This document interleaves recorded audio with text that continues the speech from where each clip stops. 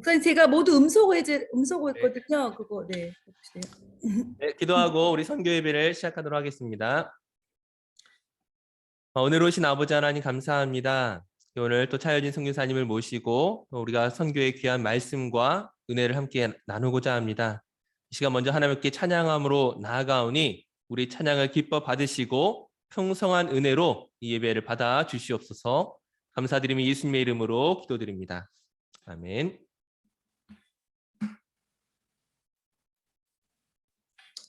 네, 우리 구주의 십자가 보혈로 죄 씻음 받기를 원하네. 우리 함께 먼저 찬양하도록 하겠습니다.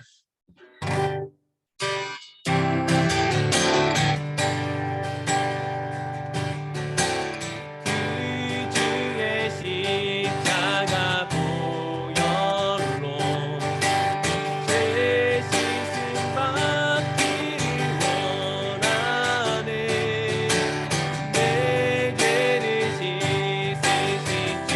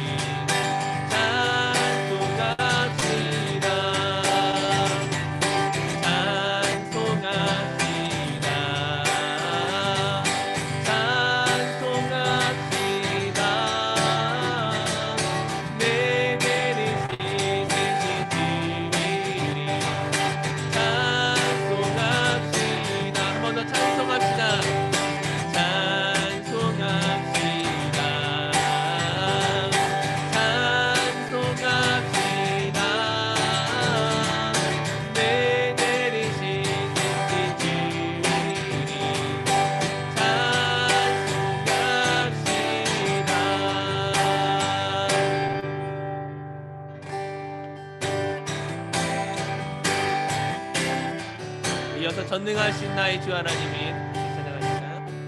전능하신 나의 주 하나님이 잊지 못하실 일 전혀 없네. 우리의 모든 강들도 우리의 모든 생각도 우리의 모든 꿈과 모든 소망도 신실하신 나의 주 하나님이 우리의 모든 괴로움 바꿀 수 있네.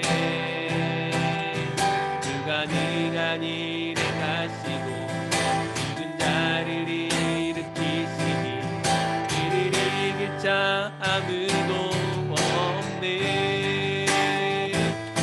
주의 말씀이지 하여 깊은 곳에 힘을 던져 오늘 그가 놀라운 일을 이루시니 보라.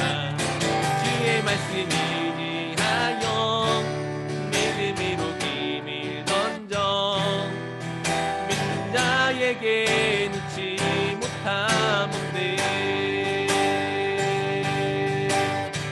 다시 한번 전능하신 나의 주 하나님, 전능하신 나의 주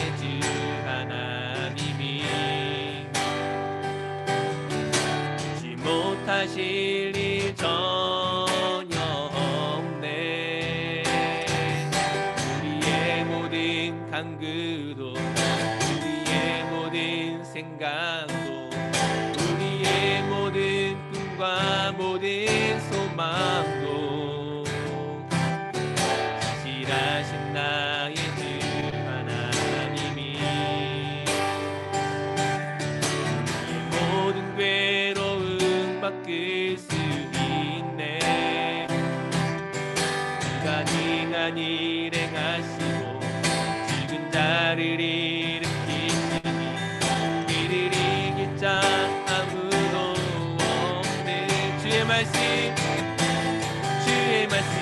위하여 깊은 곳에 힘을 던져 오늘 그가 놀라운 일을 이루시니 오라. 주의 말씀이 위하여 믿음으로 힘을 던져 믿는 자에게 눕지 못한 못들 주의 말씀이 위하여 깊은 곳에 힘을 던져 오늘 그가 놀라운 일을 이루시는 것보다 주의 말씀이 위하여 믿음으로 힘을 던져 믿는 자에게 눕지 못함 없네. 믿는 자에게 눕지 못함 없네.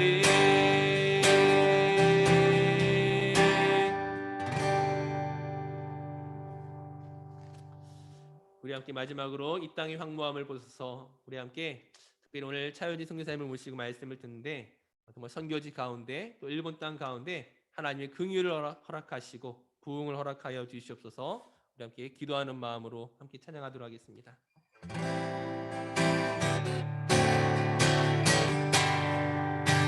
이 땅의 황무함을 보소서. 이 땅의 황무함을 보소서.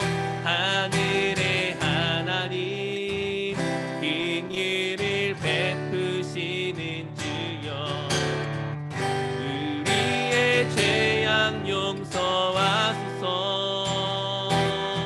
이 땅 고쳐 주소서.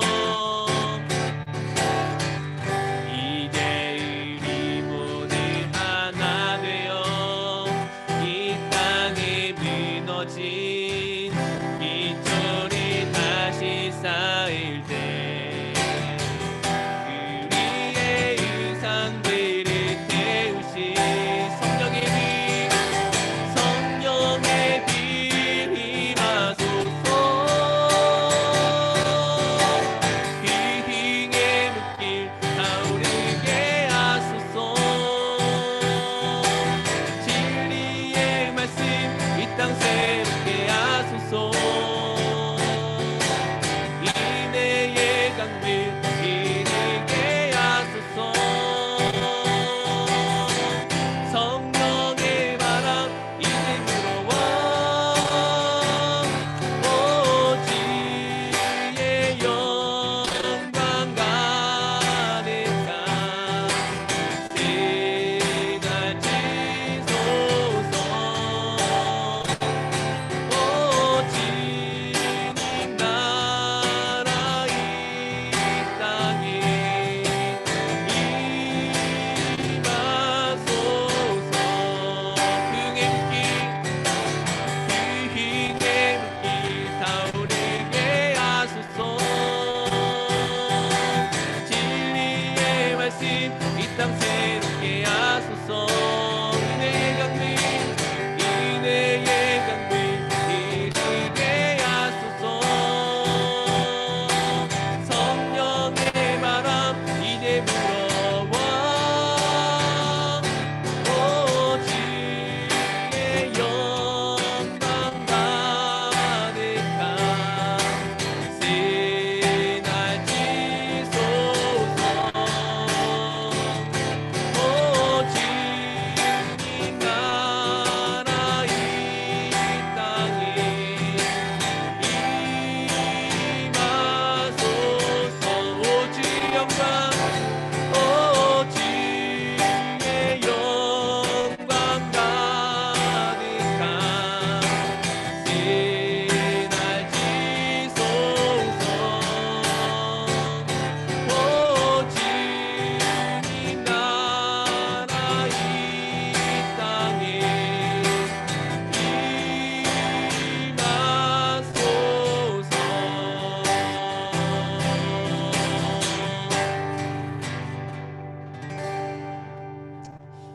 오늘 예배를 위해 함께 기도하도록 하겠습니다. 오늘 우리 특별히 또 일본 선교에 대한 이야기를 듣게 될 터인데, 하나님, 우리가 그 땅을 먼저 축복하고 그 땅 가운데 하나님의 성령이 임재하시고 하나님의 충만한 역사 보기를 원합니다. 먼저 그 땅을 함께 중보하며 함께 기도하며 또 나아가도록 하겠습니다. 또 오늘 예배 가운데 말씀 가운데 다시 한번 도전받고 은혜 받는 귀한 시간 되게 하여 주시옵소서. 우리 함께 기도하며 나가도록 하겠습니다.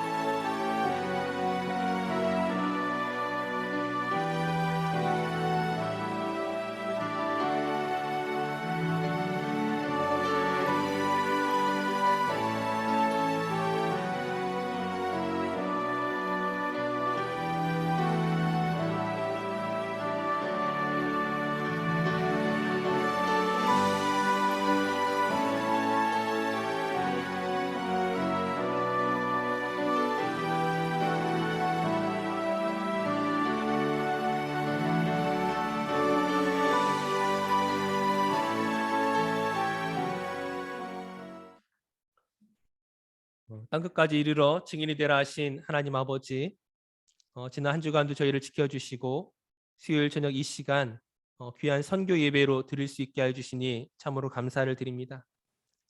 지난 한 주간의 삶을 돌아볼 때 혹 저희가 세상이 헛된 것을 기대했다면 용서하여 주시고, 매일의 삶 속에서 다시금 하나님을 기쁘시게 하는 저희들 되게 하여 주시옵소서.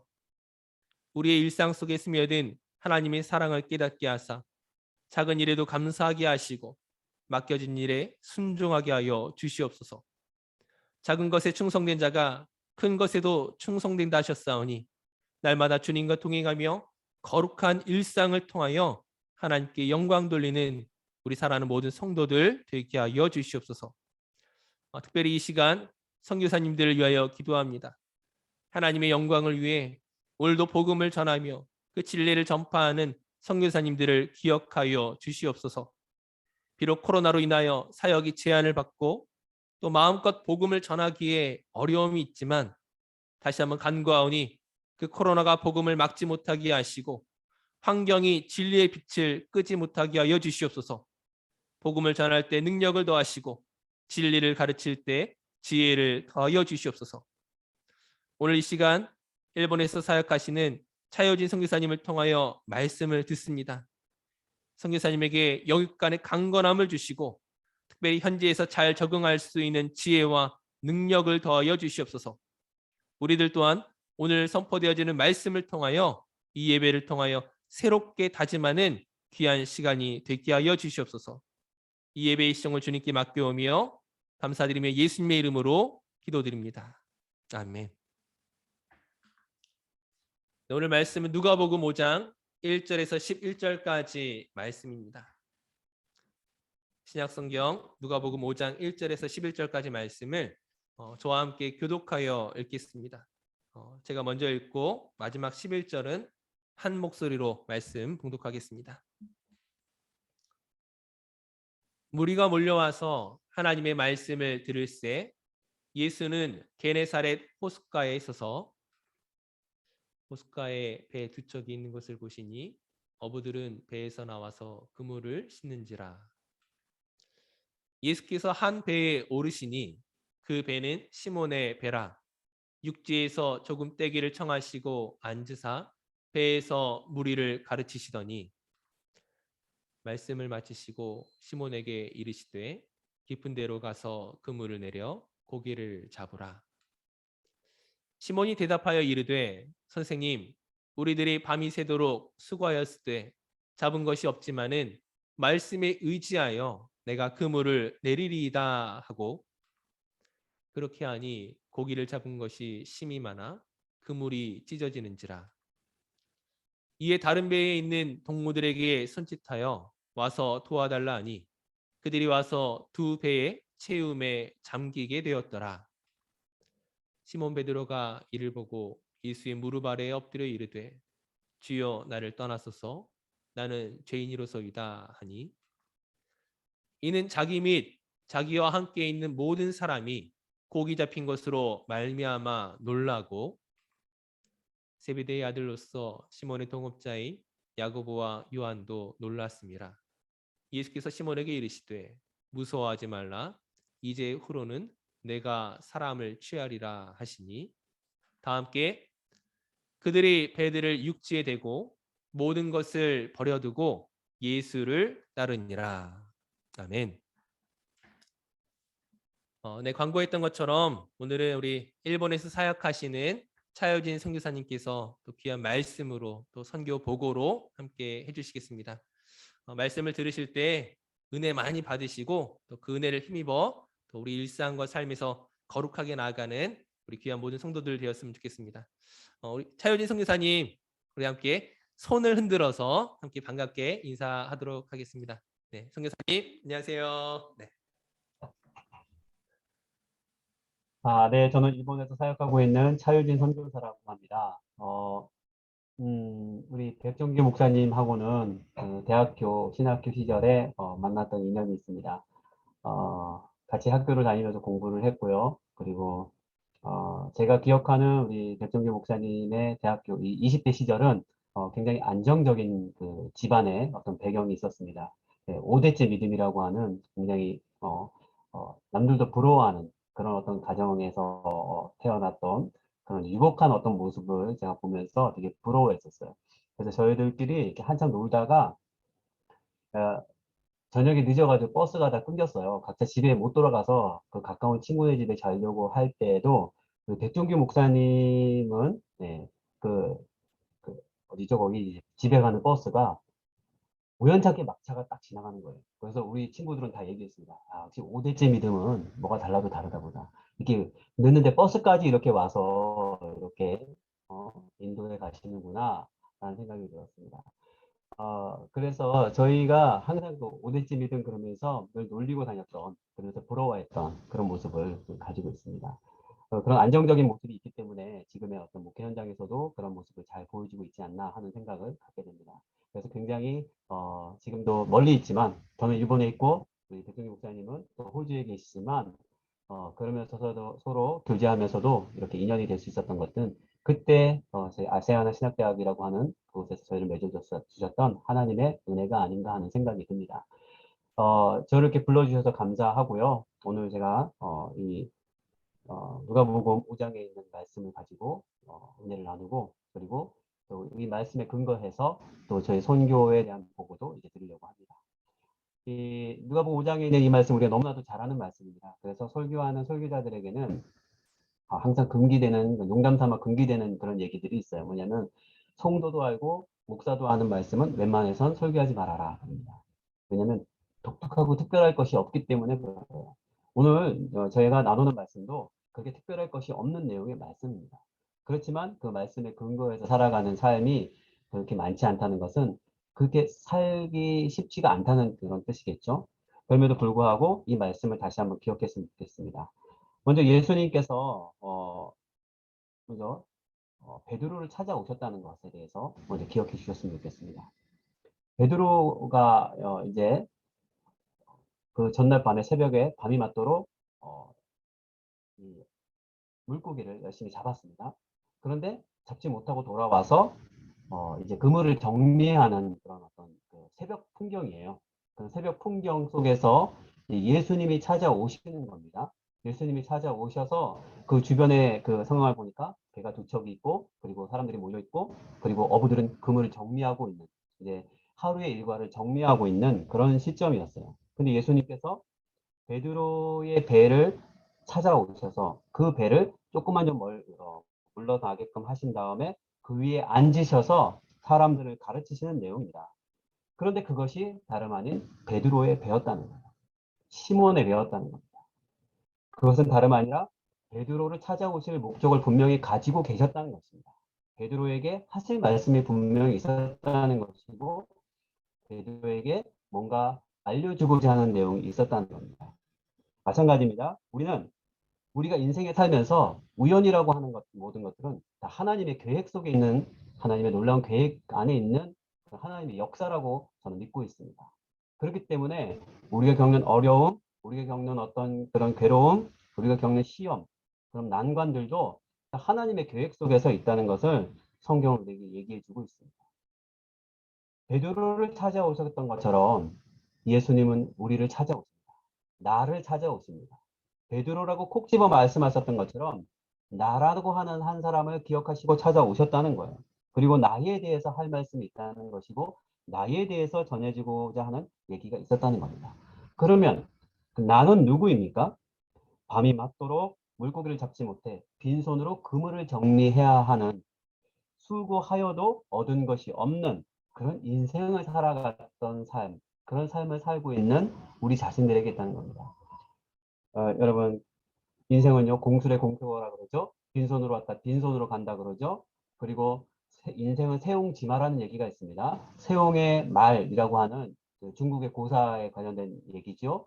어, 좋은 일이 있으면 나쁜 일이 있고, 나쁜 일이 있으면 좋은 일이 있다는 겁니다. 이것이 계속 인생이 반복되어 간다는 얘기입니다.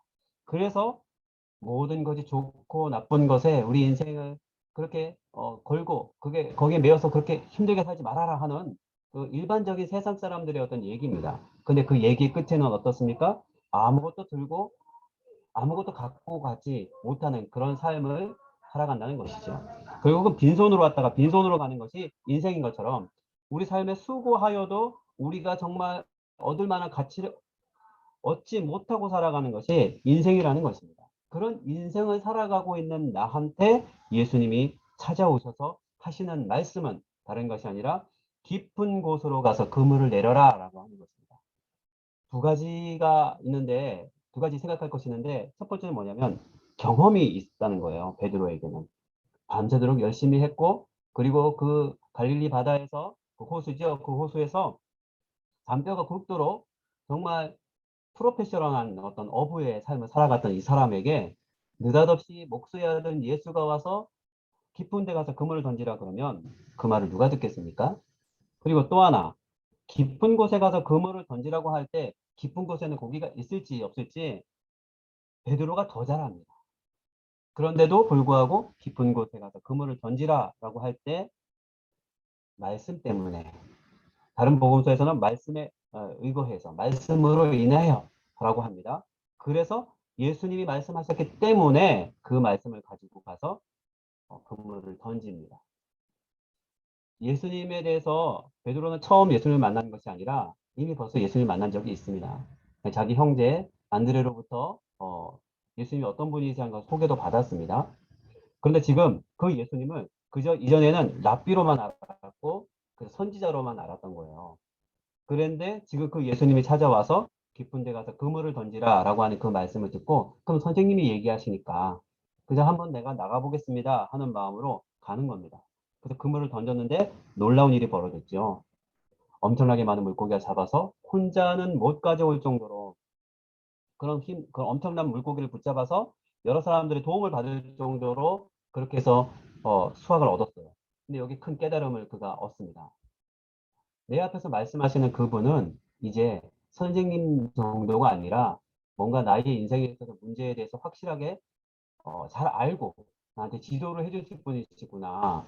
이분은 하나님이시구나 라는 사실을 순간 깨닫게 되는 겁니다. 그리고 나서 나는 죄인이기 때문에 나한테 오지 마십시오 라고 하는 겁니다. 우리 하나님을 만나는 그 순간 우리가 예전에도 신앙생활 많이 하셨던 분, 우리 어린 시절에 또 중고등부 시절에 교회를 다녔던 분들 아시겠지만 수련회 가서 기도하다가 네, 우리 막 전도사님 목사님들이 그러죠. 예수님 만나야 돼 그렇게 얘기합니다. 그러고 나서 우리가 기도하면서 만났던 예수님을 통해서 우리가 했던 처음 기도는 뭡니까? 용서해 주십시오. 제가 죄인입니다. 많은 죄를 우리가 그때 고백하지 않았습니까? 마찬가지입니다. 하나님을 만나면 우리가 가장 먼저 드러나는 것은 우리의 부족함과 우리의 모자람과 어리석은 죄라는 것입니다. 그리고 그 죄 때문에 내가 하나님의 일을 할 수 없을 것 같은 그 죄 때문에 하나님의 가까이도 갈 수 없을 것 같은 그런 마음인 거예요. 그런데 예수님은 우리한테 오셔서 두려워하지 말라고 말씀하십니다. 그리고 너는 사람을 낚는 어부가 되라고 얘기하시는 거예요. 죄인이었음에도 불구하고 인생의 그 어떤 수고로움을 다 겪어서 그 실패를 맛본 사람임에도 불구하고 하나님은 찾아오셔서 우리에게 하나님의 일을 맡기시는 겁니다. 우리 순종하는 그 장면을 한번 보셨으면 좋겠습니다. 어떤 사람은 베드로가 기꺼이 순종하면서 나갔다라고 해석하는 분들도 있겠지만 제가 봤을 때는 마지못해 그냥 선생님이 얘기하고 많은 사람들이 보고 있으니까 한번 보겠습니다 하는 마음으로 나갔을 거예요. 순종하는 그 마음의 자세라고 하는 것은 기꺼이 내가 받아들일 만하니까 순종하겠다라고 하는 마음은 물론 있을지도 모르겠지만 그렇지 못할 때에도 그 말씀에 의해서 그냥 가보겠습니다 하는 것도 순종이라는 겁니다. 움직이는 것이 순종인 것이죠. 그 자리로 움직여서 그 자리에 하나님이 가라고 하신 곳, 하나님이 서라고 하신 곳, 하나님이 있으라고 하신 곳, 하나님이 하라고 하신 일들을 마음은 내키지 않지만 직접 갔을 때 우리가 볼 수 있는 하나님의 일들은 놀라운 일들이 있더라는 것입니다. 일본을 생각하면 복음화율이 1%도 되지 않고 1억 2천이나 되는 인구 가운데서 교회를 찾아볼 수가 없는, 교인들을 찾아볼 수가 없는 그런 곳임에도 불구하고 하나님이 저한테 일본에 갈 것을 부담을 주신 적이 있었어요. 저는 그때 개척을 준비하고 있었기 때문에 그 청년 5명 아이들하고 개척을 준비하고 있었기 때문에 이것을 놓고 가기가 쉬운 일은 아니었습니다. 그럼에도 불구하고 하나씩 하나씩 가서 그 자리에 섰을 때에 물론 처음부터 놀라운 일이 생기진 않았습니다. 왜냐하면 한없이 부족한 저 자신을 발견해야 됐고 일본어를 학원 다니면서 처음부터 배워야 하는 저의 어떤 그런 모습을 발견해야 됐습니다. 그리고 어, 정말 그 20대 아이들하고 같이 제가 그때 나이가 이제 40대 초반이었는데 20대 아이들하고 같이 40대가 안 됐구나. 아직 30대 후반이었군요. 그때 그 이제 막 유학을 와서 그 워킹 비자로 그다음에 또 다른 일들로 막 하루하루 막 그 아이들이 그 일본어가 늘어가는 실력이 막 보이는 거예요. 30대 후반인 저는 이때 아이도 막 출산했기 때문에 그걸 쫓아가기가 너무 힘들었던 겁니다. 그런 자신에다가 다시 또 일본 교회에 와서 사역을 하고 있으면 아무것도 한국에 있어서는 저는 찬양 인도도 했고 또 뭐 여러 가지 사역도 했고 제자 훈련도 했고 너무너무 많은 사역들을 감당했는데 일본에 와서 아무것도 할 수 없을 것 같다는 그 제 자신을 보게 된 거예요. 근데 그럴 때마다 하나님께서는 기도할 때마다 그리고 말씀으로 너를 이곳에 그냥 괜히 부른 것이 아닙니다. 이유 없이 부른 것이 아닙니다. 분명히 목적이 있으니까 너에게 힘을 줄 테니까 그 길을 가기를 바라라고 하는 마음을 늘 항상 주셨습니다. 그리고 그 마음을 가지고 지금도 살아가고 있고 그리고 하나님께서는 이 낮은 자의 모습으로 볼 수밖에 없었던 일본 사회, 그 다음에 일본인들의 한 모습 하나하나를 보면서 이곳에서 어떻게 사역해야 될지를 하나님께서 하나씩 하나씩 알려주셨습니다. 깊은 곳에 가서 그물을 던지라. 우리에게는 항상 불가능한 어떤 요구가 우리에게 다가올 때가 있고 내가 어떻게 그렇게 해야 됩니까? 라고 하는 정말 감당하기 힘든 그런 어떤 얘기도 있겠지만 그때마다 우리는 하나님께서 요청하시기 때문에 기꺼이 가겠습니다 하는 그 마음이 우리한테 있다면 반드시 우리에게는 물고기를 얻을 수 있는 하나님으로부터 얻을 수 있는 그 물고기가 우리에게 분명히 있을 것이라고 생각이 됩니다. 이 말씀을 가지고 저희 일본 사역들을 이제 좀 나누고자 합니다. 제가 이제 저희 PPT를 좀 보면서 같이 함께 나누겠습니다.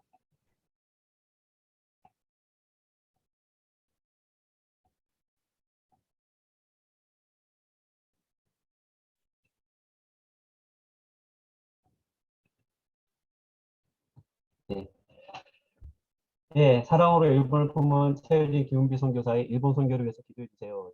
이 PPT 앞에 화면은 제가 선교사가 되기를 마음 먹고 각 교회를 돌아다니면서 이제 제가 이렇게 선교를 할 겁니다라고 이제 후원을 요청하기 위해서 만들어놨던 자료의 첫 그 화면입니다. 그때는 아직 저희가 아이가 없었기 때문에 예, 딱 차유진, 김은비 딱 이런 두 개만 있어요. 일본이란 나라는 뭐 너무나도 잘 아시겠지만 이제 네 개의 섬으로 되어 있습니다. 빨간색 밑에 보면 큐슈 있고요. 옆에 시코쿠라고 있고요. 그 다음에 혼슈가 있습니다. 그 가장 길지요. 그 다음에 홋카이도가 있습니다. 일본이라고 하는 나라는 1억 2천 정도가 되고 이게 2013년도 통계입니다. 그 다음에 엔화를 쓰고 있고요. 37만 7,835km 있습니다. 세계 6위 정도 된 땅이라 그러고요. 제가 있는 곳은 큐슈 지역입니다. 저 밑에 예, 주황색으로 되어 있는 곳이죠. 일본에는 종교가 그게 크게 사람들의 삶을 좌우하지는 않는데요. 그럼에도 불구하고 신도라고 하는 종교가 있습니다. 어, 그리고 사람들은 불교의 영향을 많이 받고 있고요. 그리고 조금 독특하게 신흥 종교에 많이 빠지게 됩니다. 신도는 너무나도 잘 알고 있지만 신사죠. 우리나라에도 일본이 제국주의 시절에 뭘 했었냐면 우리나라 식민지에 와서 신사를 만들고 절을 하라는 것이었어요. 천황과 연관되어 있고요. 이것은 죽은 자 또 때로는 죽지 않아도 어떤 동물, 그 다음에 곳곳마다 섬기는 신사가 다 따로 되어 있습니다. 저희 동네 신사는 메기를 믿어요. 메기. 메기 머리를 잘 이렇게 쓰다듬으면 지혜를 얻고 공부를 더 잘하고 피부가 좋아진다고 합니다. 그리고 불교인데요. 도시권에는 불교를 많이 믿지는 않습니다. 시골에 가면 불교의 영향이 많이 있어요. 저희가 아이를 이곳에 유치원을 보내려고 할때 유치원 대부분이 다 불교 재단이었어요. 그래서 조금 차로 좀 더 가서 일반 그 유치원을 보내느라고 조금 찾느라고 좀 힘이 들었던 게 나오는데요. 불교의 영향을 받습니다. 그래서 많은 사람들은 이 불교를 떠나서는 생각할 수 없고 불교를 떠난다고 하는 것은 시골에서 동네 커뮤니티에서 벗어나는 이지매를 당한다 그러죠. 그런 어떤 역할을 하고 있습니다. 그러니까 신도가 오히려 그럴 것 같은데 신도는 그냥 전국적으로 그냥 자연스럽게 동네마다 있는 것이고요. 가장 중요한 것은 불교입니다. 특히 시골에는 불교가 더 사람들에게 생활 습관이라든지 이런 것들 많이 좌우하고 있습니다. 신흥 종교가 있는데요. 여러분들 아시다시피 그 살인가스로 도쿄 시내에서 큰 사고를 저질렀던 사람이 있잖아요. 그 사건도 다 신흥 종교와 관련되어 있던 사람들입니다. 대략 100개의 신흥 종교가 형성되어 있고요. 이 사람들은 예수 믿으라 그러면은 교회 다니고 기독교를 믿으라고 하면 기독교도 신흥 종교라고 생각하기 때문에 웬만한 사람들은 잘 안 믿으려고 그러고 기독교도 신흥 종교 취급을 하고 있습니다. 그거를 이제 바꾸려고 노력을 많이 하고 있죠. 일본의 선교 현황은 뭐 아시다시피 1, 2% 정도고요. 그다음에 어, 전혀 없는 도시가 8개. 그다음에 많은 교회가 없지만 딱 보면 알아요. 비행기 타고 밤에 일본에 딱 도착하면 한국은 수많은 빨간 십자가가 보이는데 일본은 그런 게 전혀 없고요. 교회를 나가려 그러면 저는 이제 일본 선교로 처음 왔기 때문에 그런 걸 경험해 보지 못했지만 대부분 일본을 그냥 관광으로 오신 분들은 교회에 대해서 전혀 생각을 못하고 찾아볼 수 없는 그런 일본의 환경을 볼 수가 있습니다. 그래도 있는 교회가 어느 정도냐면 제가 노란색으로 표시된 게 있는데요. 30명에서 50명 정도 출석하는 교회들이 거의 대부분입니다. 대부분이고 10명 이하의 교회들도 많이 있습니다. 특히 30명에서 50명에 나오는 교회들은 재정 상태가 그렇게 좋지 못하기 때문에 목사님을 모실 수 없는 교회들이 많이 있습니다. 그럼에도 불구하고 큰 교회들도 많이 있고요.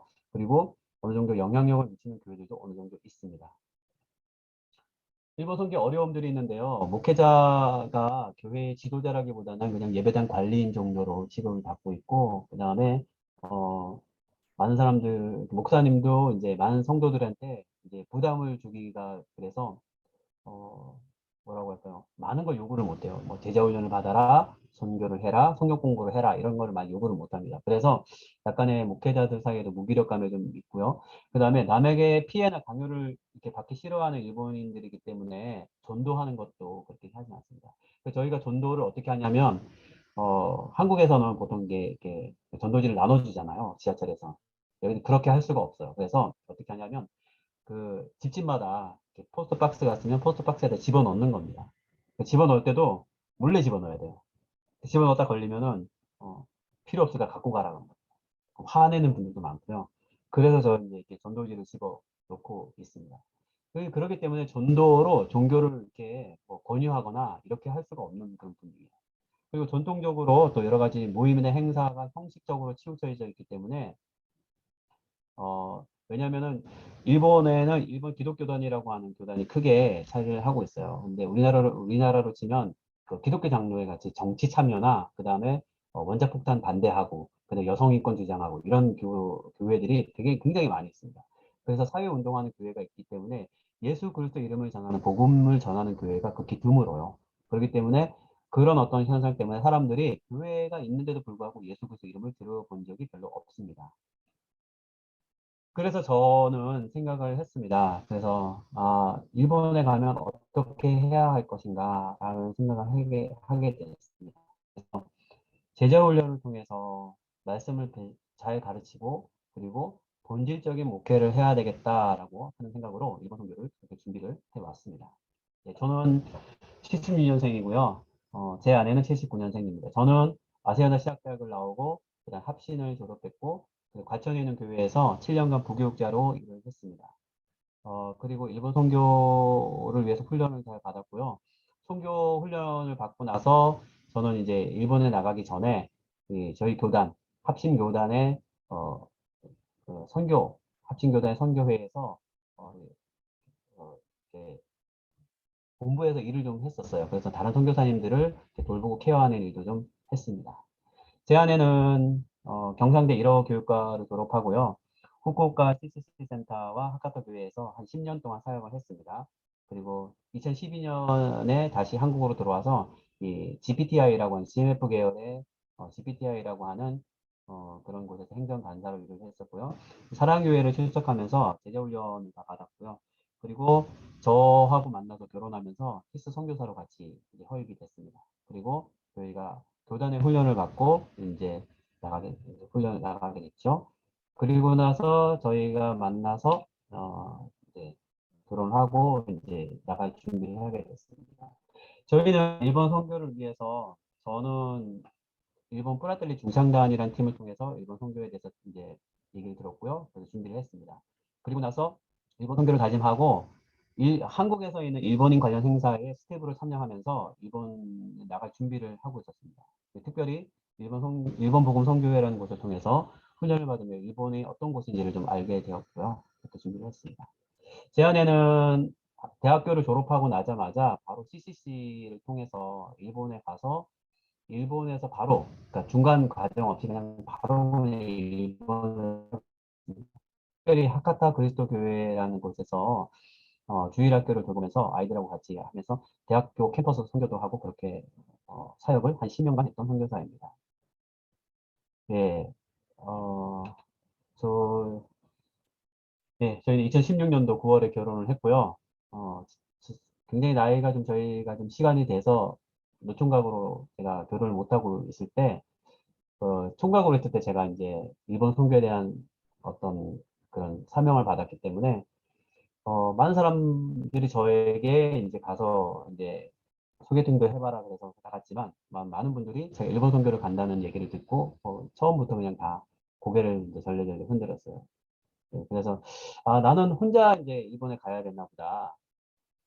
혼자 삿포로라는 곳에 가서 OMF 계열을 그때 알았기 때문에 가서 거기서 사역을 하면서 지내야 되나 보다라고 생각하고 있을 때 하나님께서 제 아내를 보내주셔서 만나게 해주셨습니다. 제 아내가 일본에서 그렇게 오래 살고 선교를 했는지를 잘 몰랐어요. 만나서 얘기하다 보니까 이제 알게 됐고요. 그리고 같이 이제 가게 될 것을 준비하면서 그러면서 저희 일본 사역을 준비를 하게 됐습니다. 일본으로서의 저의 부르심에 대해서 조금 더 얘기를 하면요. 저는 프라텔리라고 하는 합신의 남성 중창단에서 이제 사역을 시작했습니다. 합신에 다니면서 예, 워낙 칼빈주의, 개혁주의, 그다음 성경 중심주의 그러다 보니까 공부하는 거에 막 이렇게 매진하다 보니까 점점 정서가 메말라가는 것을 느꼈어요. 그래서 합창을 좋아해서 합창부에 들어갔는데 남자들만 있어요. 그런데 저는 그게 단순한 합창부라고 생각하고 딱 들어갔는데 1년에 한 번씩 일본을 간다는 겁니다. 그래서 찬양을 통해서 내가 은혜도 받고 그리고 여러 가지 하나님께 받은 은혜도 많으니까 내가 한번 이 합창단을 따라가야 되겠다라고 생각해서 일본을 갔습니다. 도쿄를 가게 됐고 그리고 여러 교회들을 돌아다니면서 찬양 공연을 했어요.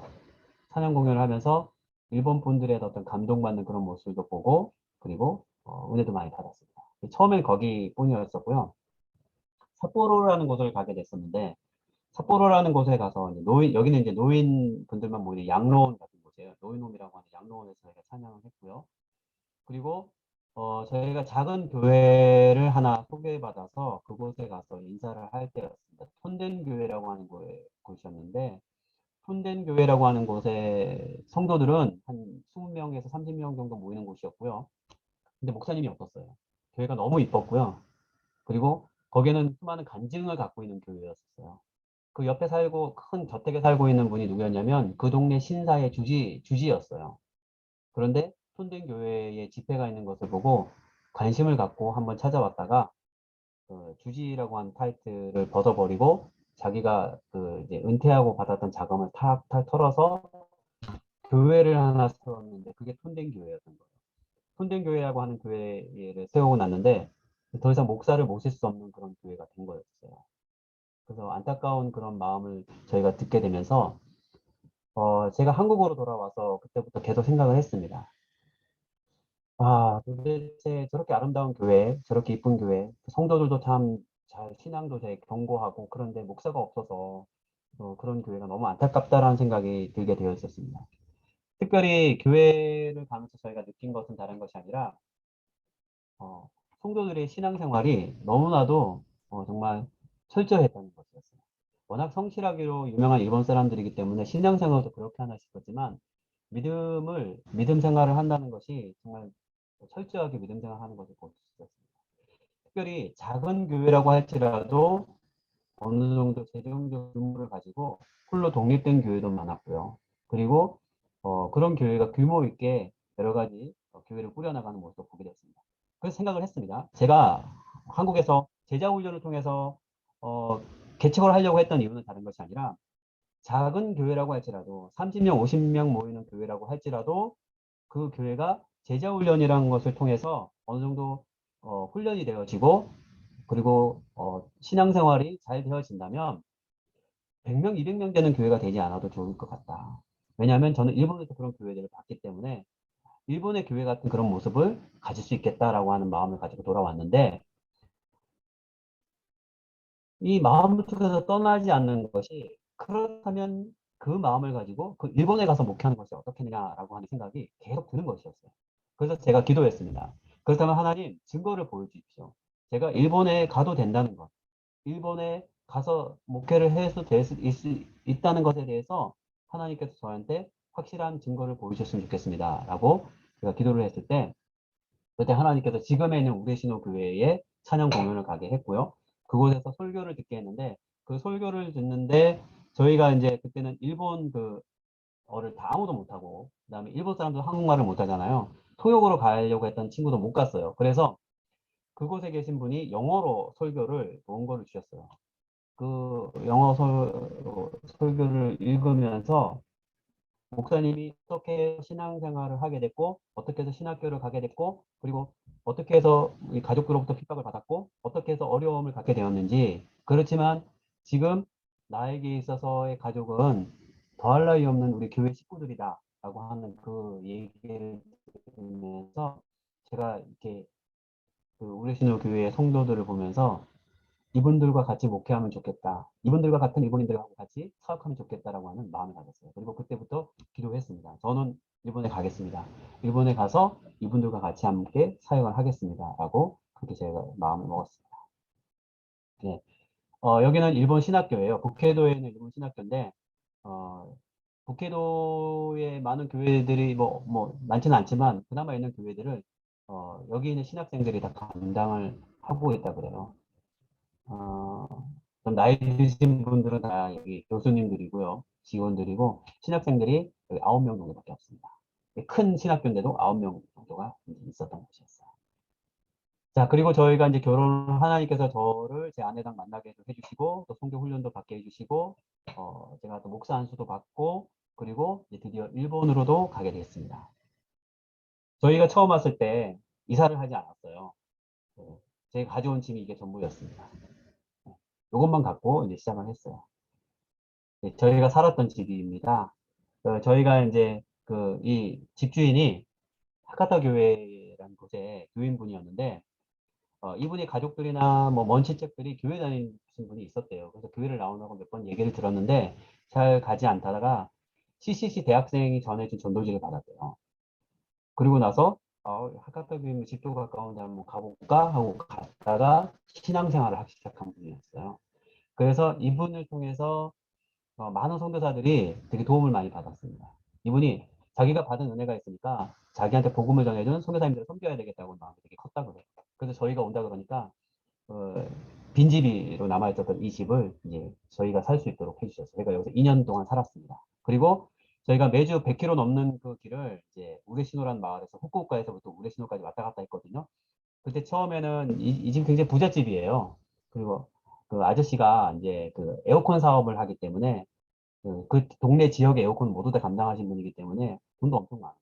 집에 벤츠가 2대고 그래요. 그래서 저희한테 차를 준다 그러면 처음에 벤츠 한 대를 주시겠다 그러는데 저희가 안 된다고 했습니다. 아이고 감당을 못 하겠어요 라고 얘기를 했어요. 그랬더니 저희한테 주시는 게 뭐였냐면 이 차였습니다. 집에 나머지가 다 벤츠고 뭐 다 그런 BMW여서 줄 수가 없고 그나마 쓸 수 있는 차가 이 차인데 이 차도 모르겠느냐라고 이 차 주시라고 했어요. 이게 짐차기 때문에 고속도로 다니면은 서로 대화를 못 해요. 좀 못 알아듣기 때문에. 근데 이걸 타고서 이제 왔다 갔다 하면서 그렇게 신앙생활을 우리 신호 교회로 왔다 갔다 하면서 일본 교회 생활을 하게 됐습니다. 저는 이제 후쿠오카에 있으면서 일본어 학원을 다니기 시작했습니다. 일본어 학원을 다니면서 YMCA라고 하는 학원에 다니기 시작했어요. 대학생들도 많이 오고요. 그 다음에 일본에 유학 와서 이제 일본 대학에 들어가고자 하는 분들이 이제 공부를 많이 합니다. 제가 같이 클래스 멤버들이요. 네.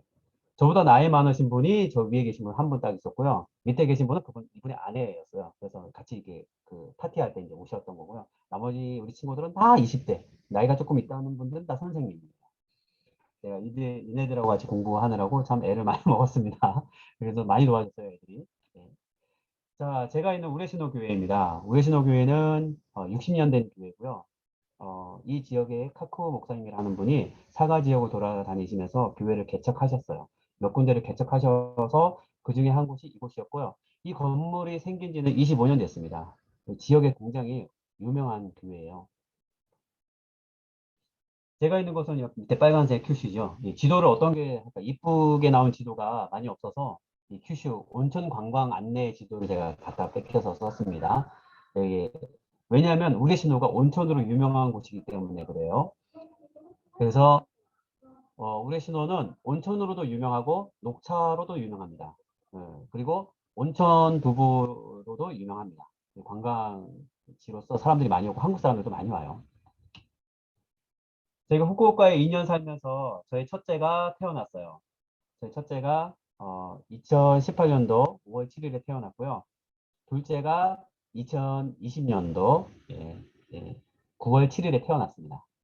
특히 9월 7일에 태어난 우리 둘째는 코로나랑 태풍이 겹쳐서 태어나는 바람에 제가 옆에서 지켜주지 못해 같이 이렇게 있어주지 못했어요. 그래서 혼자서 아이를 낳느라고 제 아내도 고생했고 그러면서 하나님이 놀라운 은혜를 주셔서 참 그 얘기는 시간이 없어 다 할 수가 없고 참 간증할 거리가 되게 많습니다. 그래서 저희는 이제 네 식구가 됐습니다. 올 때는 둘이서 왔지만 저희는 이제 네 식구가 되었습니다. 저희 현지 사역은 이렇습니다. 현지 교회를 지금 협력하고 있어요. 저는 이제 설교를 하고 있고요. 제 아내는 반주를 하고 있고, 저는 찬양 인도를 합니다. 그리고 주일학교도 섬기기도 하고요. 제 아들이 지금 제가 찬양할 때 나와서 이렇게 춤추고 있는 장면이 이렇게 있네요. 특히 어린이 전도 사역을 많이 하고 있습니다. 그래서 크리스마스 때 이제 산타 분장도 해가지고 하는 아이들이 굉장히 많이 와요. 많이 오면 한 40명에서 50명 정도가 옵니다. 주일날 예배 드리는 아이들은 10명 내외인데 이렇게 행사를 하면 아이들이 많이 와요. 많이 오면서 정말 이 시간에 전 교인이 한 40명 되는 교인이 다 힘을 씁니다. 왜냐하면 한 번이라도 아이들에게 복음이 들어가면 이 아이들이 언젠가는 교회에 나오겠지 하는 마음으로 굉장히 애를 많이 씁니다. 저도 산타 분장하고 이렇게 아이들에게 선물을 줬던 연도가 되면 일본 전통 놀이를 합니다. 그래서 위에서 과자를 던지면 밑에서 이렇게 봉지로 받는 거예요. 이렇게 해서 주일학교 사역도 많이 하게 됩니다. 또 저는 현지 교회들의 연합 사역도 같이 하고 있습니다. 큐스 캐시 컨벤션이라고 하는 어떤 이렇게 모임이 있는데 큐슈 지역에도 있고 이 캐직이라고 하는 모임은 영국에서부터 시작했던 모임인데 일본 여러 군데서 하고 있어요. 특히 저는 이제 큐슈 지역에서 이 모임에 가서 찬양 인도를 돕고 또 협력인으로서 많이 이제 돕고 있습니다. 작년, 재작년, 그러니까 작년하고 올해는 안타깝게 코로나 때문에 모일 수가 없게 됐습니다. 큐큐 사이라 그래가지고 큐슈 키스토 사이가 센센터라 해서 이 지역에 일본은 재해가 많습니다. 그래서 지진, 홍수 이런 피해들이 많이 있어서 특히 저희들이 있는 큐슈 지역은 비 피해가 굉장히 많아요. 여름이 되면 1000mm 넘는 비가 오는 곳이 많기 때문에 물난리가 나고 홍수 지역이 많이 있어요. 그래서 그 지역에 가서 복구를 돕는 그 NPO 단체가 있습니다. 같이 참석해서 저희들이 돕고 있습니다. 그 교회도 함께 하고 있고요. 저도 그 멤버로서 같이 협력하고 있습니다. 이거는 이제 어린이 그 인형극 하고 있는 건데요. 이 미시큐슈 지역의 교회들이 연합을 해서 중고등부, 그러니까 초등학교 아이들이죠. 중고등부도 있고 뭐 초등학교, 저는 이제 초등학교 아이들을 이제 들어가서 같이 협력해주고 있습니다. 교회가 작기 때문에 개인적인 어떤 주일학교 사역을 못하기 때문에 협력해서 이렇게 사역을 할 때 같이 돕고 있습니다. 큰 집회가 있을 때마다 저 가서 찬양 사역을 하고요. 저도 프라텔리로서 이제 찬양을 했던 사람으로서 찬양 사역을 하고 있습니다. 이번에는 저희가 작년 11월에 요노히까리라고 하는 그 라디오 방송 선교를 하는 곳이 있습니다. 라디오 채널을 돈 주고 사요. 그래서 약 15분 정도 돈을 주고 삽니다. 그래서 일반 방송에 복음을 전할 수 있는 그런 내용을 하고 있어요. 시간대가 프라임 시간대가 아니고 6시 40분이기 때문에 그 시간대에 이제 이런 특송도 보내고 그 다음에 라디오 방송도 하고 간증도 하고 설교도 하고 이렇게 하는 겁니다. 코로나 때문에 큰 집회를 매번마다 했었는데 그 코로나 때문에 집회를 할 수 없어서 제가 찬양하는 것을 녹화하고 간증하는 것을 녹화해서 같이 보내드렸던 기억이 납니다. 그렇게 해서 작년 11월에 이렇게 해서 이런 집회나 사역들을 참석하고 협력하고 있습니다. 저희 한국인 단기 선교팀이 많이 옵니다. 위에 이제 시은소 교회라는 곳이고요. 그 다음에 수용로 교회에서 매년마다 청년들을 6명씩 팀을 짜서 큐슈 전 지역에 보내고 있어요. 정필도 목사님이 그렇게 계획을 하셨기 때문에 지금까지 몇 년 동안 계속 사역을 계속 해오고 있어서 물난리가 여기 물놀이 하고 있는 요 아이들이 이제 이쪽 청년들이 수용로 교회, 지금은 이제 원로 목사님 되셨죠? 정필도 목사님 교회였던 수용로 교회 청년들이고요. 제가 파송받았던 교회 친구들도 와서 이렇게 같이 찬양도 하고 그 다음에 또 단기 선교도 했습니다. 저희 지역은 순교지가 있는 지역이기 때문에 순교지를 방문해서 기독교 신앙에 대해서 다시 한번 생각해보는 시간을 갖습니다. 특별히 나가사키라고 하는 곳에는 26성이라고 하는 카톨릭 순교지가 있어요. 그리고 저희 동네에는 후도야마라고 하는 순교지가 있습니다. 나가사키에 큰 박해가 일어났을 때 동쪽으로 이렇게 도망쳐 오잖아요. 도망쳐 오면서 저희 동네가 제일 마지막이었어요. 그래서 저희 동네에서 숨어 살면서 핍박을 받으면서 순교를 당했던 그 순교지 흔적들이 몇 개가 있는데 그 중에 하나가 이제 이곳입니다. 후도야마라는 곳입니다. 참 놀라운 일은 이 후도야마 출신들이 목회자가 많이 나오고요. 후도야마 크리스찬들이 많이 팀이었어요. 어느 목사님의 사모님이다. 그럼 고향이 어디예요? 물어보고 그러면은 큐슈라고. 큐슈 어디예요? 뭐 물어보면 후도야마. 순교에 대한 열매가 나중에 이렇게 자손으로 이렇게 열매가 맺어지는 것 같다는 겁니다. 일본은 예전에 임진왜란 그 직전에 포르투갈이나 스페인으로부터 그러니까 그 문호를 개방을 합니다. 그래서 들어와서 카톨릭이 전파가 됐는데 놀라운 속도로 크리스찬들이 증가를 해요. 그래서 20만 명 이상에 대한 어떤 그 크리스찬들이 예수님을 믿게 됐고, 이제 물론 카톨릭이긴 하지만 그렇게 세력이 늘어나다 보니까 지역 봉건주의였던 영주들이나 그리고 중앙에 있었던 도요토미 히데요시나 뭐 이런 사람들이, 토쿠가와 이에야스나 이런 사람들이 두려움을 느낀 나머지 그때부터 문호를 닫고 그 다음에 크리스찬들을 핍박하기 시작합니다. 오랜 시간, 장시간 아주 지겹게 핍박을 했기 때문에 크리스찬들이 씨가 말랐다 그래요. 그래서 아예 크리스찬들이라고는 볼 수가 없었는데 크리스찬들이 나타나는 계기가 있었어요. 뭐냐면 메이지 시대 때 문호를 개방하고, 그리고 나가사키 지역에 이제 외국 사람들이 들어와서 살 수 있게끔 하는 공간을 마련했는데, 사람들이 이제 외국에서 오다 보니까 성당을 지어야 되잖아요. 그래서 성당을 짓고 종교 생활을 하려고 딱 하는 그 순간에 사람들이 그 교회로 몰려오는 거예요. 성당에 몰려와서 우리가 크리스찬이었습니다라고 고백을 하는 거예요. 굉장히 놀라운 일들이 벌어졌어요. 아니, 이 사람들이 복음을 전한 지가 언젠데 400년 전이었는데 400년이 지난 다음에 이렇게 크리스찬들이 나타났단 말인가? 숨어서 믿음 생활을 유지했던 사람들이 있었다는 겁니다. 그런 역사를 가지고 있는 곳이 일본이기 때문에 그리고 기꺼이 순교를 감당할 정도의 어떤 그 모습을 갖고 있는 사람들의 어떤 모습이 지금 신앙생활 하고 있는 사람들한테 그 도움 귀감이 되기 때문에 단기 선교로 오게 되면 이렇게 순교지 방문을 해서 교육을 하게 됩니다. 예, 그리고 저희는 이제 문화행사를 하는데요. 행사를 통해서 복음을 전하기도 하고 한국 문화를 전달하기도 합니다. 떡볶이도 만들고 김치도 만들고 그 다음에 김밥도 만들어서 많은 사람들에게 이제 같이 나눠 먹습니다. 처음에는 사람들이 많이 오지 않았어요.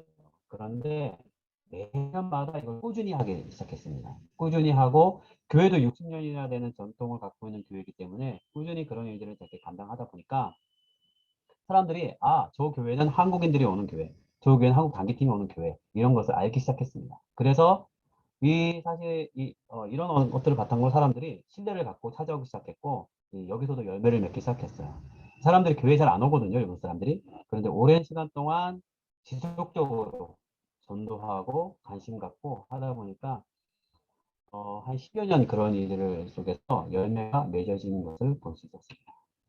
그 중에 하나가 뿌라텔리라고 하는 팀인데, 뿌라텔리가 공연하러 갔을 때에 많은 사람들이 오지 못했는데, 저희가 이제 한 10몇 년 됐거든요. 이제 저도 여기 온 지 한 5년 정도 됐는데, 제가 처음에 왔을 때 교회에 아무도 오지 않았어요. 아무도 오지 않았고, 그 교회 분들 몇 분만 왔습니다. 그런데 이제 재작년 2019년도였죠. 2019년도 코로나가 있기 전에 공연을 할 때 정말 너무너무 많은 일본 분들이 왔어요. 와가지고 듣고 그리고 기쁘게 교제하고 돌아갔습니다. 이런 일이 없었는데 이런 일이 있었다는 것은 그만큼 오랜 시간 기도하면서 열매를 맺도록 그렇게 신뢰를 갖고 노력했던 그 결과가 아닌가 하는 생각입니다. 자, 코로나 속에서 저희도 이렇게 유튜브나 그 다음에 사람들이 오지 못해서 인터넷으로 예배를 드릴 수밖에 없었습니다. 그리고 제 현장이 올해도 작년에도 역시 있었기 때문에 저도 이제 큐큐사의 멤버로서 가서 같이 봉사하고 그렇게 했습니다. 비신자들을 만나서 복음을 전할 수가 없지만 십자가 뒤에 마크 딱 새겨놓고 가서 이렇게 하게 되면 사람들이 웬만해서는 오지 말라 그러거든요. 당신들 종교단체이기 때문에 종교단체 신세를 오고 싶지 않아서 오지 말라 그래요. 그런데도 불구하고 저희들이 이렇게 찾아서 열심히 그래도 이렇게 일을 합니다. 그러면서 누구보다도 열심히 일하고 누구보다도 열심히 잘 해주시는 분들이라는 그 인식을 이분들이 갖게 됩니다. 이럼으로써 사람들에게 예수 그리스도의 복음을 전할 수 있는 그 계기가 됩니다. 예, 저희는 이제 우레시노라고 하는 곳에서 떠나서 타케오라는 곳으로 이제 가게 될 것 같아요. 저는 1년 동안 살 것 같고요. 타케오라는 곳을 왜 가게 되냐면 우레시노 교회가 이제 25년 동안 이제 이 교회 건축하고 그리고 이제 복음 사역을 감당해 왔는데 이곳에 목사님이 오신 지 이제 25년 됐거든요. 오면서 5년이 딱 지나면서 교인들과 같이 기도하면서 건축 헌금을 모으기 시작했어요. 건축 헌금을 모아서 전도소, 그러니까 개척교회를 하나 만들자, 그렇게 얘기했습니다. 뭐 30명 나오는, 3, 40명 나오는 교회지만, 그래도 개척교회를 만들어서 그 지역의 교회가 생겨야 되겠다고 하는 그런 마음 품고 20년 동안 선교 헌금을 모아서 건물을 하나 샀습니다. 그래서 그 건물을 사서 저희가 들어가서 원래 살게 되어 있었는데, 저희가 한 5년 동안 살려고 이제 들어가려고 준비를 하고 있었는데, 그 살면서 주변 사람들에게 복음을 전하고, 그리고 교회로서 이제 다시 세우려고 했었는데, 저희가 안타깝게도 1년 뒤에 저희 교단 교회로 이제 갈 수밖에 없는 상황이 됐습니다. 저를 담임 목사로 부르는 교회가 하나 생겼습니다. 그래서 치바의 카시와라는 교회로 저희가 이주해서 무목교회를 담당하게 될 것 같습니다. 그래서 이곳에서의 협력 선교를 바탕으로 해서 그런 일들을 이제 감당을 하게 될 것 같습니다. 제 기도 제목은 이렇습니다. 저희가 선교지에서 믿음의 가정으로 서는 것이고요. 빨간 것만 중심으로 이제 이렇게. 그리고 우리 신호에서의 생활과 협력 사역을 통해서 저희가 협력하는 것에 대해서 교회에 열매가 있었으면 좋겠고요. 뭐 물론 제가 이곳 사람들하고 언어하는 거에 대해서는 뭐 그렇게 크게 어려움은 없지만 그래도 사역을 위해서는 전문적인 언어가 필요하기 때문에 언어가 더 진보가 되었으면 좋겠고요. 그리고 저희 양가의 부모님들이 다 아버님이 안 계세요. 어머님 혼자 계시고 그리고 아직 결혼 안 했던 남동생들이 양가에 있기 때문에 홀로 계셨던 우리 양가 어머님들이 하나님의 도움을 받아서 물질적인 어려움과 그 건강 이상이 없기를 바라고요. 더 원하는 것은 한일 간 양국 간의 관계가 회복되어서 그래서 복음의 교류가 좀 풍성해졌으면 좋겠어요.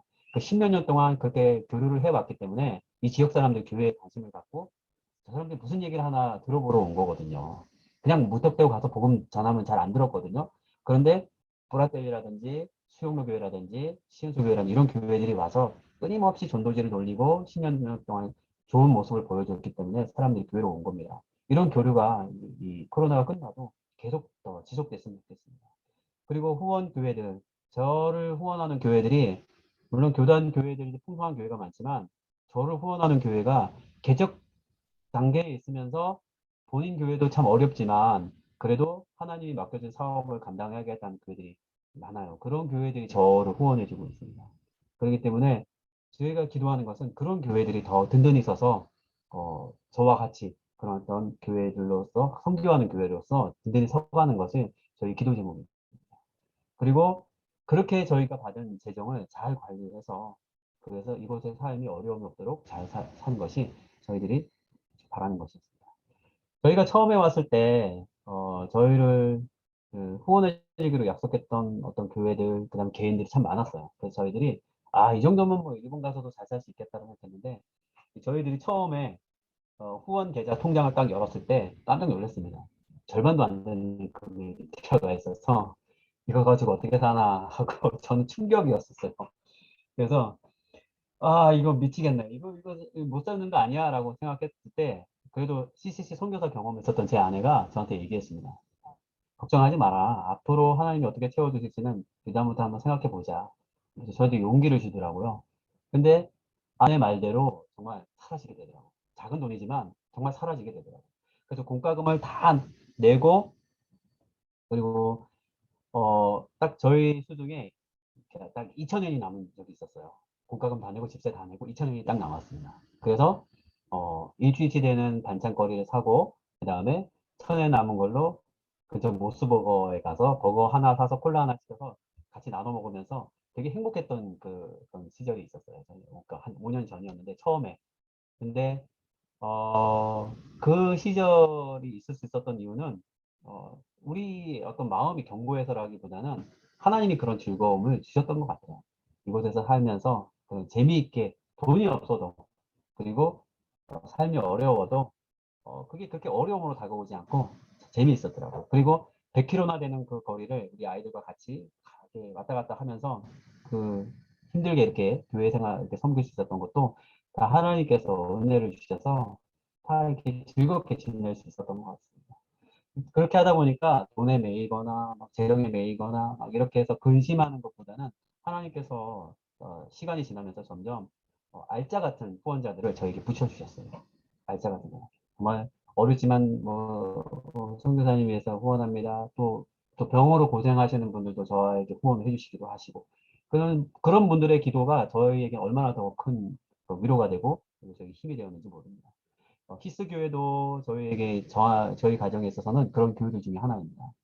어려운 시절을 저희가 제 동기였고 친구이기 때문에 우리 백종규 목사를 통해서 이렇게 목회의 어려움이라든지 그런 상황들을 이렇게 듣게 돼요. 듣게 되면서 그런 가운데서도 교회가 자꾸 이런 하나님의 일들을 감당하고자 하는 그 모습 보면서 제가 참 많이 배우기도 하고 그리고 저에게서 도전이 되기도 합니다. 그러니까 저희가 처음에 가졌던 그 어떤 마음도 그랬지만 또 히스 교회 또 교인들이나 또 우리 또 백종규 목사님이 갖고 있는 그 마음은 어떻게 보면 우리가 아까 가지고 있었던 깊은 곳에 그물을 던지라고 하는 하나님의 어떤 요청에 응답하는 우리의 모습이 아닐까 하는 생각이 듭니다. 그렇게 해서 그물을 던졌는데 많은 물고기가 잡히는 즐거움을 얻었던 것처럼 많은 돈들이 저에게 오지는 않지만 또 많은 어떤 재정적인 해결이 오지는 않지만 많은 물고기가 주는 즐거움 같은 그런 어떤 그 상황 속의 즐거움들이 이 선교의 어떤 삶에 있어서 하나씩 있었던 것들을 경험하게 됩니다.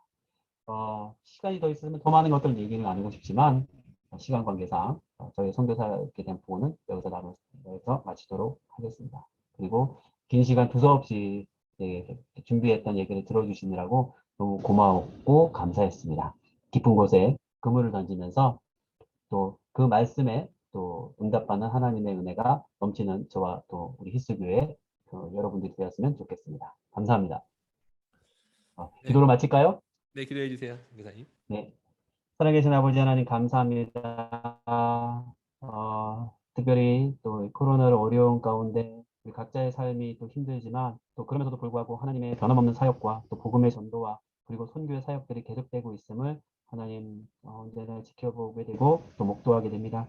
하나님 그때마다 하나님께서 세우신 많은 사람들의 그런 어떤 모습과 얼굴들이 또 생각이 떠오르게 됩니다. 하나님 곳곳에 하나님의 사람들을 세워주시고 또 이를 감당하게 하심을 감사드립니다. 무엇보다도 저를 이 일곱 땅에 보내주셔서 부족하지만 이분을 또 섬기고 또 선교 사역의 한 부분을 감당할 수 있게 해주셔서 감사드립니다. 제가 이곳에 있어서 사역을 감당할 수 있었던 모든 것들은 다른 것이 아니라 저를 위해서 기도해주고 저희 가정을 위해서 사역을 위해서 함께 힘을 보태주는 많은 분들의 도움과 협력이 있기 때문이라고 저희는 믿고 있습니다. 하나님 이분들의 도움과 협력 위에 함께하여 주시고 그리고 히스교회 위에 함께하여 주셔서 히스교회 주변을 통해서 또 히스교회를 통해서 또 하나님의 복음이 전파되고 많은 사람들이 죽게 돌아오고 또 하나님의 일과 사역들이 감당되어지는 역사가 교회 가운데 있기를 또 소망합니다.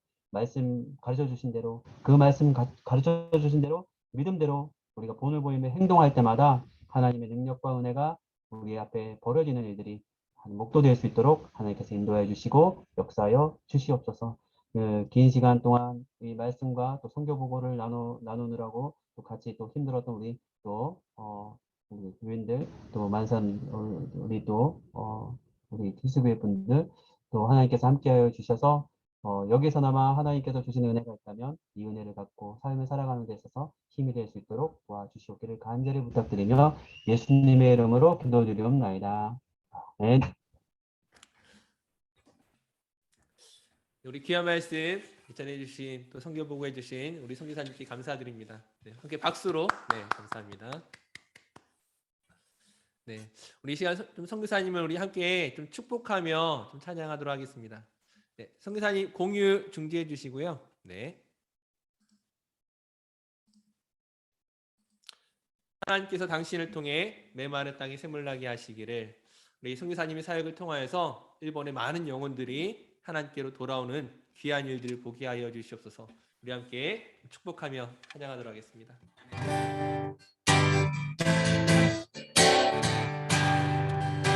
하나님께서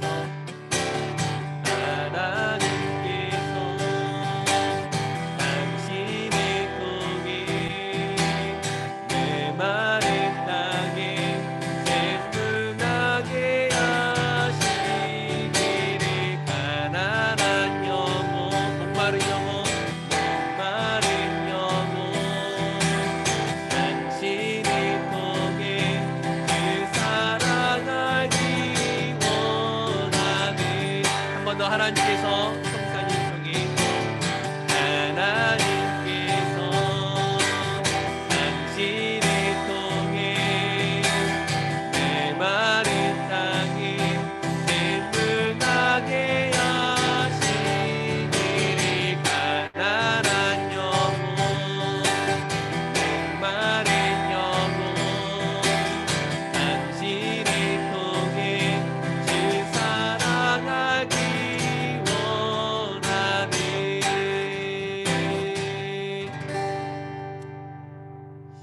우리 이 시간 좀 함께 기도하도록 하겠습니다. 우리가 작년 7월부터 우리 차유진 선교사님을 후원하고 있지만은 우리가 물질로만 후원하는 것이 아니라 무엇보다 기도로 후원해야 될 줄로 믿습니다. 특별히 오늘 선교사님 보고를 통하여서 또 어떻게 사역하고 계신지 우리가 함께 잘 들었는데 그 내용들을 생각하시면서 하나님 정말 말씀에 순종하여 힘있게 사역하게 하시고 또 귀한 열매를 우리 모두 함께 볼 수 있도록 주님 인도하여 주시옵소서. 우리 함께 선교사님의 사역과 또 그 가정을 위해서 우리 함께 기도하도록 하겠습니다. 함께 기도하겠습니다.